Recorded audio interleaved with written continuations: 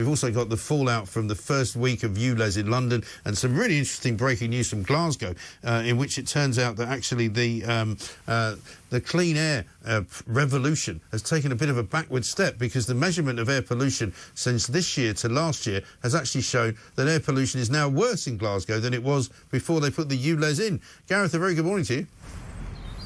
Good morning, Mike. I don't know if you've seen this figure from Glasgow, but it's rather startling that they brought this ULEZ situation in June and July of this year. They measured it in June and July of this year, compared it to June and July of last year, and the pollution and the particulates have actually got worse. Yes, I mean, I hadn't seen that statistic until you mentioned it just now, so unfortunately I can't really comment on that in detail, but it is something I'm going to go and study. I'd like to find out why exactly this whizzy new measure in Glasgow has seemingly completely failed. Yeah, well, isn't it interesting? I mean, it's a piece that I've got here in the Telegraph in which it says that pollution levels of gases linked to traffic rose by 10%. Nitrogen levels basically increased 34 micrograms per cubic metre between June and August of this year. This compared to a figure of 31 micrograms at the same period last year, a rise of 9.7%, and the legal limit is 40 milligrams. Also, fine particulate matter surged by 11.5% over the same period. It just goes to show you that, you know, it's not the be-all and end-all. We've said all along that ULEZ is not a method of actually cleaning the air. It's just a method of charging people to pollute it. Well, that's right. I mean, that's very much the message that I've been pushing out for, well, it feels like for a very long time now. I mean, I first started talking about the dangers of potential ULEZ expansion to the Outer London boundary when Sadiq Khan was elected in 2016, and I was on the London Assembly, because I could see which way he was going with this. And I could see at that time that all this was going to be was a tax to clobber poor people. And I think probably in the last year or so, I think a great number of people have come around to that way of thinking, and I think there's very little doubt. And I think you can see, I mean, whilst of course I don't condone the vandalism that has been taking place on the cameras, I can understand the frustration that leads to it, because people are feeling a gross injustice is being perpetuated against them. And I think, I mean, I've seen statistics suggest that something like 90% of the cameras in my local borough have been dismantled or destroyed.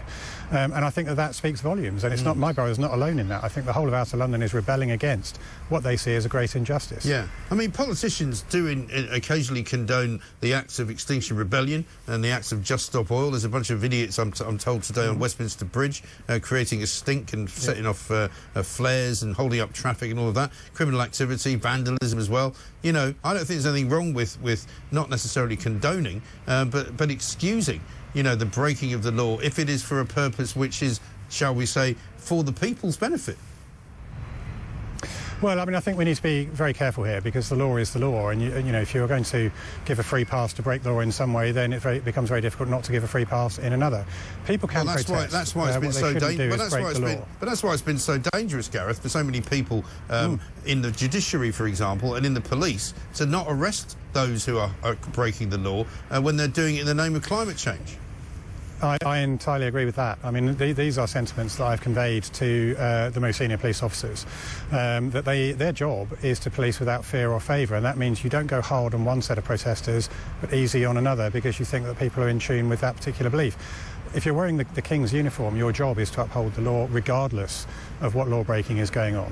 And I think it's very important that we get back to that kind of approach. Other stories we're hearing, Gareth, I don't know if you are, is that a lot of fines are being issued in the first week of ULEZ, but it's a very sort of murky situation. I'm hearing about people getting fined mistakenly, getting given tickets and charges for things that they didn't do, and I'm not sure where we are with all of that. What are you hearing? Well, I've heard that the equivalent of £700,000 worth of fines are being issued per day, or have been in the last week or so since the ULEZ has been in operation.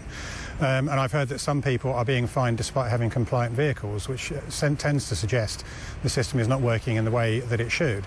I've also heard that because of the level of vandalism that is being perpetuated against the cameras, that Sadiq Khan has sent out 20 vehicles to park up in various hotspots and take photographs of motorists as they're going by, with the hope of being able to find them there. So, I mean, it seems very clear that the system isn't working as it should.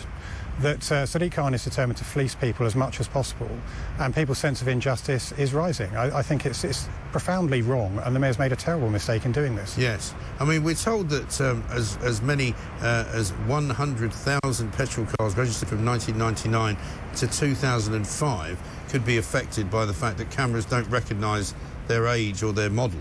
And it could mean that fines are being wrongly issued to those cars. That's 100,000 car owners. That's a lot of people, a lot of money, isn't it? Oh, it's a tremendous amount. And you know, if these cars are not ULEZ, or if they are ULEZ compliant, they shouldn't be issuing the fines in the first place. And it's all very well for Transport for London to say, well, it's OK because they can appeal the fine. But the worry that you have if you're an owner of one of these vehicles, that you don't know that you're subject to a fine until a fine arrives through your door and it says it's £180, you can pay it off in 14 days for £90. If you appeal it, you start to worry, well, what if I lose the appeal? Will they just add on a load of money? Am I going to have bailiffs turning up at my door? So the injustice just perpetuates. It gets worse and worse and worse. And, you know, it's a half-baked scheme that's not really working out very well. And the Mayor is doing it, as we know, and as we have said repeatedly, this is going to make almost no difference to air quality in outer London. It isn't about that. It's about raising money. And he's doing it off the backs of the poorest people, the people that can't afford to change their vehicles. And I think that is absolutely scandalous. Yeah, it really is absolutely ridiculous. And I mean, is there any sign yet that the Khan administration is going to witness that they might have gone a bit too early with this scheme and that they might actually not be able to make it work? No, I'm sad to say there's no sign of that at all. I mean, we read over the summer. It emerged, thanks, I have to say, largely to the very good work of GLA Conservatives, and in particular Peter Fortune, who is the Assembly member for Bexley and Bromley, has obtained emails that show that Sadiq Khan's staff have been leaning on Imperial College, to whom they've already paid £800,000 in grants. One section of Imperial College did analysis of the ULEZ in central London and said that it only made a marginal difference. It reduced, I think it was NOx by about 3%, whereas Sadiq Khan was boasting that it was closer to 50%. And then Shirley Rodriguez, who is the Deputy Mayor, I believe, for Environment, got onto another section of Imperial College and virtually wrote a press release for them to say that actually this is untrue and it's made a very big difference. I mean, they're doubling down on this. They're not interested in rowing back on it. I just don't think it's in the Mayor's nature to do that. I think he's gone so far now that it would be a humiliation for him to pull out. So I think he's just going to keep it there. And he keeps repeating his rhetoric all the time about this is about saving lives, and we all know that it's not. Well, he keeps saying, you know, 5 million people are going to breathe cleaner air. Absolute cobblers. It's not true, i.e. it's a lie, isn't it? It's complete nonsense. I don't think the data backs that up. I mean, BS. I've been doing podcasts from various parts of my constituency, one of which was Cudham, outside the Bricklayers Arms. Now, I deliberately went to Cudham because Cudham is a Kentish village. I mean, if you look at my tweet on it, you can see me standing there with village cricket going on in the background. You can see farmers' fields and hedgerows. And I did it to make a point. You know, this is... Technically, it's within Greater London because it's in the London Borough of Bromley, which is part of Greater London. But it clearly isn't London. The idea that they have bad polluting air there and that they're going to benefit from the ultra-low emission zone is absolute cobblers. And I really don't think... I mean, I'd love to see if Sadiq Khan has ever been to places like that. I personally don't think that he has. He probably hasn't, no. I mean, he doesn't go anywhere without his Range Rover in tow. And anywhere, if it's what an irony. 5 minutes away from an underground station, I don't think he thinks it's London anyway, does he? Also, the idea that you can charge people who can't even vote for him seems ridiculous, doesn't it? Yes, that's a total scandal. I mean, the fact that people living in, say, Dartford will be hit by this if they travel to Sidcup, which is a journey of about 6 miles, but if they have a non-ULEZ compliant vehicle, is it's total scandal because they have no say over this. They can't vote him in or out. They have no say. And that's a total democratic deficit because this will have a very big impact on their standard of living. And they have no recourse. They have no say over it. And I think that is just profoundly wrong. Yeah, absolutely. And let's look at if you look at the case for the ULEZ anyway, Sadiq Khan is saying that this is going to alleviate London's poisonous air. How will paying £12.50 make London's air cleaner? I know. It won't. It just won't. Gareth, you and I are absolutely in agreement with this. Thank you very much indeed. Conservative MP for Orpington, of course.